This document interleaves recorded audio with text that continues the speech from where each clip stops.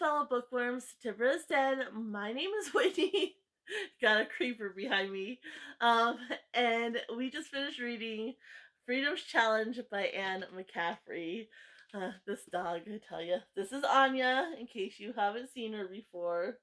And so before I get into talking about Freedom Challenge, just a reminder, if you're planning on participating, we are going to be reading If Wishes Were Horses by Robert Barclay today. Really excited to tuck into this one. I honestly don't remember if I read it, don't remember how it came to be on my shelf. So really excited to see what this one's all about.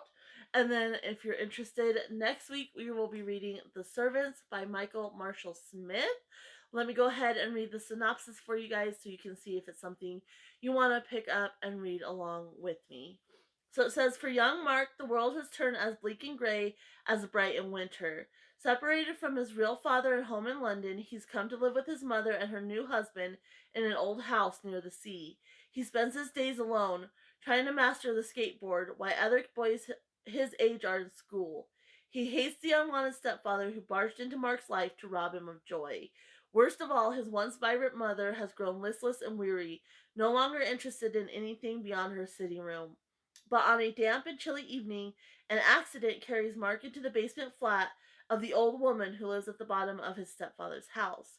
She offers tea, cakes, and sympathy, and the key to a secret bygone world. Mark becomes caught up in the frenetic bustle of the human machinery that once ran a home, and drawn ever deeper into a lost realm of spirits and memory. Here below the suffocating truths, beneath the pain and unhappiness, he finds an escape, and quite possibly a way to change everything. So that sounds really, really interesting. It's also nice and short, so hopefully it should be an easy read.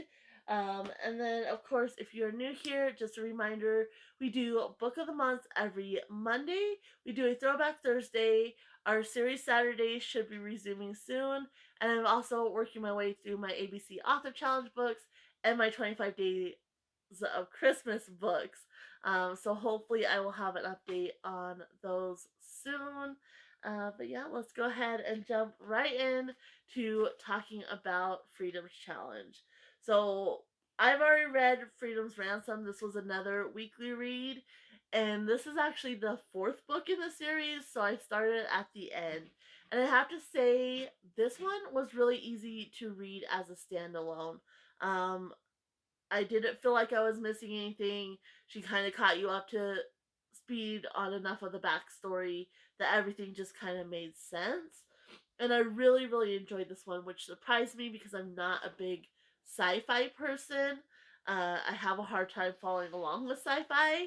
And yeah, absolutely love this one.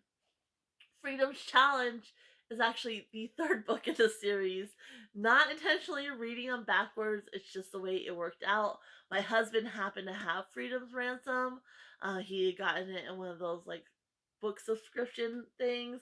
And Freedom's Challenge, I just happened to find at the thrift store when I was looking for ABC Author Challenge books and picked it up because I knew it went along with Freedom's Ransom. So, not intentionally reading them backwards, it's just the way it worked out.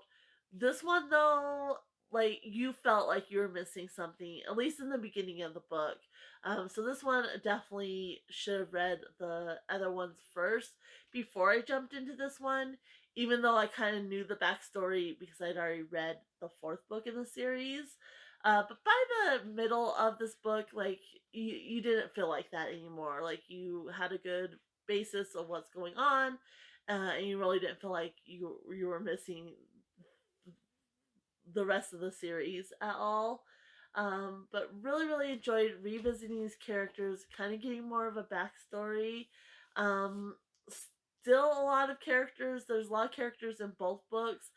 I just focused on the main two characters instead of trying to keep track of who was who. There were a couple characters that once kind of got fully introduced in this book. I remember them from the other book. But it took me a minute. Like I remember the main two characters, which is Zanal and Chris Borgensen. So basically the premise of these books is the group that live on Botany, which is the main planet in this book, they were dropped there. They were slaves and dropped there to survive on their own, basically. There's these entities called the farmers, which in this book ended up putting like a protective bubble around the planet to help protect them from the Eosi and the Kiteni, which the Eosi is dominating like a bunch of different planets, and they use Kiteni as hosts. And so basically in Freedom's Challenge, they've already kind of established themselves on Botany. They're doing pretty well, but they're trying to free Catan and Earth from Kateni slash EOC domination, I guess. And so that's the whole premise of the book.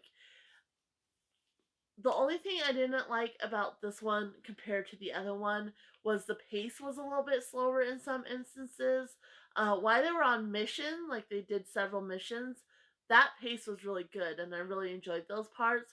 But when they were back on Botany, some of those moments seemed to kind of drag out.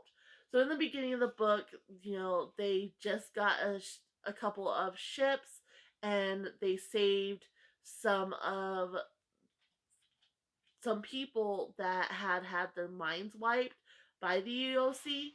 And so in the beginning, they're on Botany and they're trying to help these people get their memory back and such, and kind of come up with a plan on how they could end EOC domination. Um, and so that's the whole premise of the book. They're coming up with a plan and then they're executing that plan. And yeah, really enjoyable. Like I said, I love Zanal. I think he's, as a character, is really enjoyable because he is Kateni, so he really doesn't fit in with the humans and he doesn't always fully understand like some of the little phrases and such. But as far as Kateni goes, he's also kind of different from them as well. And then Chris, and him have a partnership. And what I liked going into the backstory more is in Freedom's Ransom, Chris and Zanal have a really solid relationship. Like they fully understand each other, and it's just very solid. In this one, you see a little bit of growth. They're not quite as solid. There's some miscommunication sometimes. Zanal ends up saving his two boys from Catan and bringing them back to Botany. And Kateni are raised very differently than humans are. And so Chris already has a young son. He's, I think, 3.